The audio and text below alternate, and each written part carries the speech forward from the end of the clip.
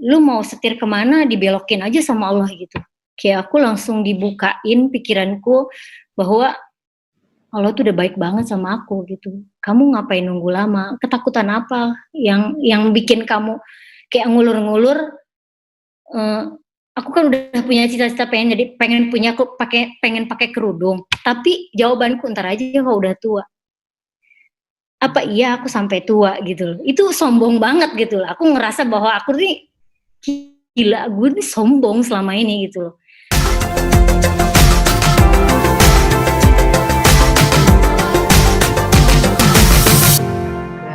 Nah, di sini selain ada Teh Meli, ada juga Teh Mulan nih. Nah, Teh Meli kita coba dengerin juga nih, kita mau nanya-nanya sama Teh Mulan mengenai cerita hijrahnya juga. Karena Masya Allah, Teh Mulan ini sebelumnya nih, aku juga mohon maaf sebelumnya, kalau misalnya dulu-dulu di masa yang lalu, di pekerjaan aku pernah menyinggung Teh Mulan atau apa, pasti banyak banget perbuatan ataupun perkataan yang pernah aku lontarkan tanpa aku sengaja. Nah, ini Teh Mulan melihat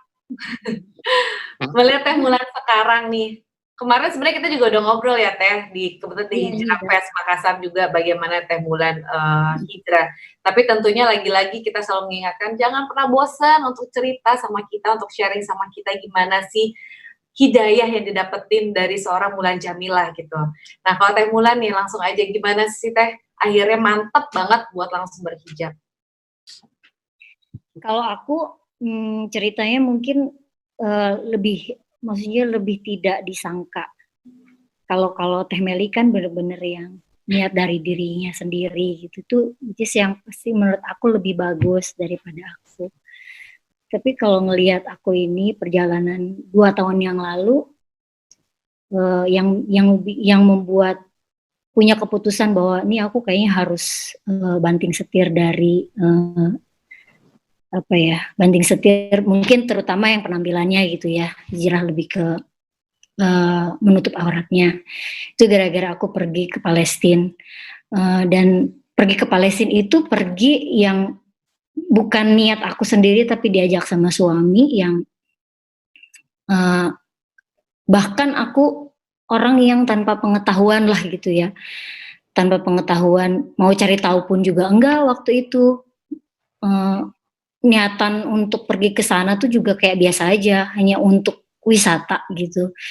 Dan bahkan waktu itu kayak niatannya nggak pakai kerudung pergi ke sana tuh. Terus sama suamiku ditegur, kenapa sih kamu nggak mau pakai kerudung, orang mau pergi ke Masjidil Aqsa gitu. Kemudian Oke. Halo? Ada suaranya nggak? Ya, aman. Halo? Ya. Okay. Nah, setelah pergi ke sana, menjalani ibadah. Nggak tahu ya kalau aku sampai detik ini padahal kejadian udah 2 tahun lebih ya. Pergi ke sana tuh waktu itu bulan awal April dan menikmati rasanya ibadah bareng sama suami di Masjidil Aqsa gitu. Dan itu kayak kebuka aja gitu. Yang tadinya aku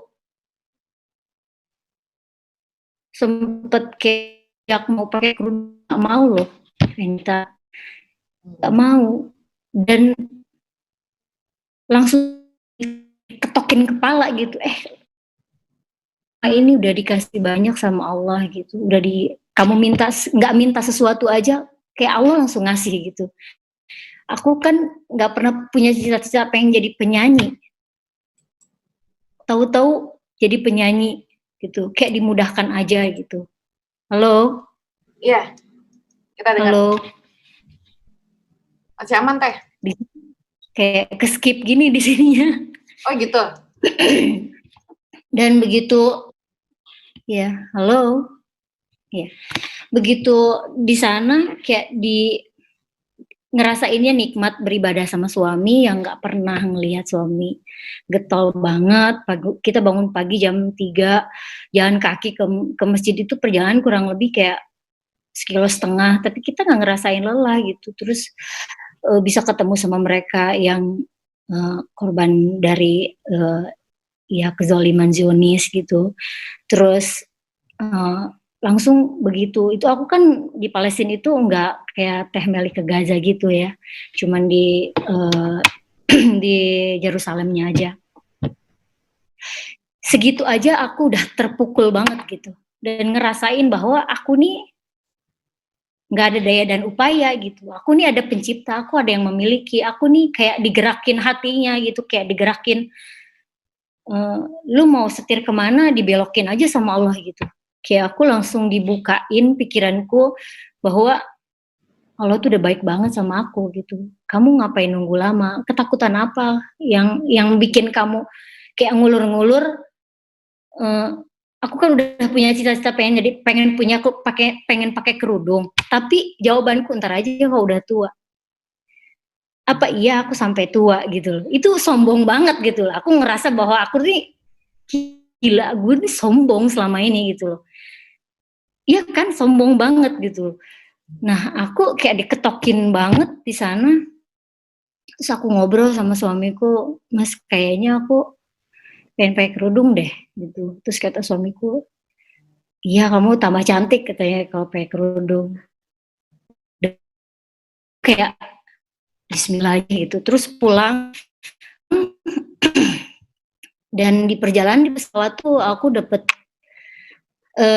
ya menurut aku ini bagian dari rentetan penguat bahwa aku harus benar-benar teguh dengan pendirian aku, jangan berubah-berubah untuk mau menutup aurat gitu ya. Di pesawat aku sempet kayak mau jatuh pesawatnya, keseret angin pesawatnya gitu. Terus pulang dari sana juga aku nggak langsung pakai kerudung karena aku ada beberapa kontrak nyanyi juga di luar kota, sisa 3 kontrak kalau nggak salah. Itu selama 3 kerjaan itu aku di pesawat ya kayak dikejar, kayak mau meninggal gitu loh. Ayo kapan lagi? Kayak mau meninggal gitu, kayak harus buru-buru gitu. Padahal waktu itu aku mau keluar album. Terus aku ngobrol lagi sekali lagi sama suamiku, terus kata suamiku, "Ya udah, kalau kamu udah memilih untuk menutup aurat, ya mau apa lagi," kata Mas Dani. Dan itu juga pilihan yang benar gitu loh. Ketakutan apa gitu. Aku juga waktu itu nggak ada rasa takut yang daripada sebelum-sebelumnya yang takut, ntar aku nggak bisa nyanyi gitu loh. Tapi kayak bablas aja, nggak ada rasa takut lagi. Kalau nggak bisa kerja, kalau nggak dapet rezeki, ya udah bablas aja gitu. Udah dikuatin aja pikiranku gitu waktu itu. Terus dan aku ngobrol sama label, aku mau tutup aurat. Dalam posisi waktu itu aku keluar album musiknya EDM. Itu kayak bertolak belakang banget gitu kan. EDM musiknya kayak musik buat, ya Teh Meli tahu sendiri lah itu buat di klub gitu ya. Dan aku kayak antara nangis dan terus harus promo juga, tapi yang ngerasa aku harus mikirin diriku sendiri, tapi aku sisi lain tuh kayak aku udah jahat sama label kan. Karena aku kan udah rekaman, mereka udah keluar uang lah istilahnya buat aku, tapi mereka alhamdulillah baik banget gitu sama aku dengan keputusan aku gitu. Dan dari situ kayak alhamdulillahnya itu kayak aku dihubungin sama Mas Ari, ya tim kajian gitu, kayak aku merasa kalau aku tuh nggak sendiri. Gitu ya, sorry ya kalau aku jadi nangis kalau ngomongin gini tuh kayak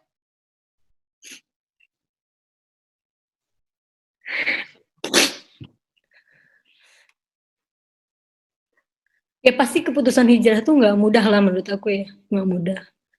Mungkin kalau aku lebih beruntung daripada Teh Meli yang bisa berjuang 2 tahun nggak kerja gitu. Kalau aku mungkin nggak sampai segitu banget. Tapi aku diuji di sisi yang lain, Mas Dani. 11 bulan pisah sama aku. Tapi yang mungkin menurut aku hijrah semakin kuat tuh karena kita harus, ya Allah, balik lagi. Semua tuh kan sebenarnya apapun yang ada di dunia ini adalah balik lagi ke Allah gitu. Yang menggerakkan hati juga ya Allah. Pemilik hati, pemilik raga ini kan balik lagi ke Allah. Ya, aku mungkin yang dulu berpikir pengen pakai kerudung ntar aja udah tua gitu. Waktu itu ya rencananya kayak gitu, tapi kan Allah yang punya aku gitu. Yang memiliki aku tuh kan Allah.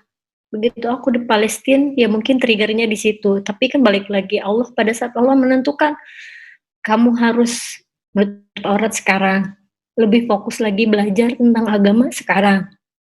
Terus Allah juga memilih orang-orang untuk bisa support. Padahal sebenarnya kayak aku mungkin juga nggak niatannya dulu nggak seperti sekarang gitu loh. Tapi kan Allah balik lagi Allah yang nge-guide-in aku dan itu aku ngerasain banget. Hidup ini memang semua tentang Allah gitu dan membuat aku juga nggak semakin hari semakin tidak berburuk sangka sama siapapun dan bahkan mungkin sama haters pun aku nggak berburuk sangka. Karena menurut aku mereka juga bagian dari motivasi aku gitu. Jadi kayak aku tuh mungkin orang yang beruntung kayak diperhatiin banyak orang, Mulan lu tuh nggak boleh gini, Mulan lu harus kayak gini. Coba, berarti kan aku orang yang sangat beruntung diperhatiin banyak orang gitu. Semakin hari aku harus introspeksi. Kalau urusannya, makanya mungkin kalau orang lain kesel kali ya sama haters, kalau aku mungkin ada hikmah baik dari semua yang udah haters lakukan sama aku dan mungkin aku juga harus berterima kasih sama mereka yang bikin aku bisa seperti ini, mungkin mereka juga gitu. Dan balik lagi Allah pun sama Allah loh yang memilih. Aku gak nyari gitu, aku gak nelpon Mas Ari, boleh gak aku ikut kajian? Enggak, aku gak nelpon Saskia mau ikut kajian, enggak gitu. Kayak dimudahkan aja gitu. Nih, kayak didatengin, kayak magnet gitu, didatengin ini, datang satu orang lagi, ya Allah ternyata Allah tuh sayang banget sama aku gitu. Makanya aku ngapain mesti takut urusan dunia, karena Allah itu udah ngasih dunia dan akhiratnya. Karena kalau setelah kita ikutan kajian, minta sama Allah urusan dunia itu terlalu kecil kan. Tapi minta dunia beserta akhiratnya, ya itu lebih luas lagi. Ya kurang lebih itulah mungkin ya ceritanya. Dan aku selalu mewek kalau bahasin tentang ini karena nggak tahu ya. Mungkin karena aku cengeng kali.